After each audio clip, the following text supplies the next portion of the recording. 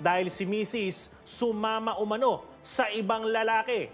Ang masaklap pa, nagkaroon pa umano ito ng anak sa ibang lalaki.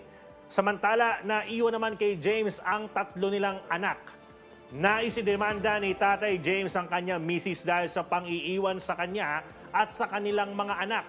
Hindi rin umano nagbigay ng sustento si Mrs. Pero ano po ba ang nangyari? No? Ano po ba nangyari? Bakit po kayo iniwan ni Mrs.? Ano po bang naging istorya? Ito lang po ang kadahilan niya, lalaki siya. Basta po iniwan niya. Nalalaki siya. Paano nyo po napatunayan na lalaki si Mrs.? Ano po ba ang mga katibayan na meron kayo? Mga pruweba? May pruweba, nagkaanak po sa isang lalaki. Oh. Nagkaanak siya sa isang lalaki. Tapos, may mga picture po naman ako na i-ano sa inyo. May mga picture, oo, na nagpapatunay. Opo. Oo. O sige, para balanse tayo, no? Nasa kabilang linya naman si Mrs. Analisa. Ma'am Analisa, magandang umaga sa inyo. Po. Magandang umaga, Ma'am Analisa. Gandang umaga rin po. Yan. Ma'am Analisa, ito, no, tanungin lang natin, linawin lang natin kasi nabanggit ng asawa ninyo na kayo ay kasal at kayo daw po di umano nagkaanak sa ibang lalaki. Gaano po ito katotoo, Ma'am Analisa?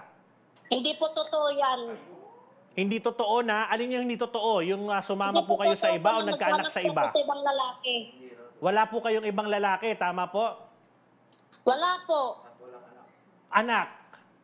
Wala po. Ano po yung sinasabi ni tatay? Bakit po sa tingin ninyo sinasabi po niya na kayo po ay may ibang lalaki at may anak po sa iba?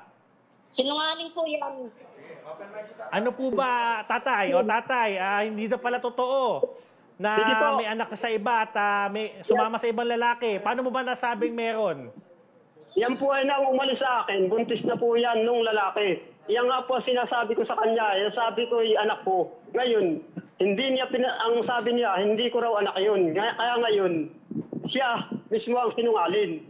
Asan na yung batang yun? Asan na yung bata? Na kaninong kustodiya yung batang tinutukoy mo na sinasabi mong hindi sa'yo?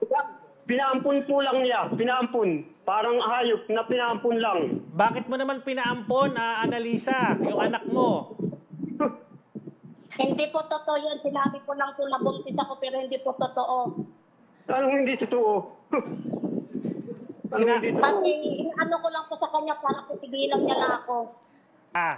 Opo. Hindi mo na ba dinadalaw yung mga anak mo kay Tatay James? Wala na. Nung huli po, nung August 4 po. Ano, Analisa? Nung August 4 po. Nung August, dumalaw ka sa mga anak mo. Oy, wala pong dumadap sa August 4 dito. Yan. Bahay po yan. O sige, Analisa, ikaw ba tatay? Dahil sabi mo, meron kang mga ebidensyang hawak na magpapatunay na yung asawa mo, kasal kayo nito, ni Analisa, may mga ebidensya ka dyan na magpapatunay na meron nga siyang ibang kinakasama at nagkaanak. Anong plano mo gawin kay Analisa? Papakulong ko na lang po yan kung talaga magkapatunayan.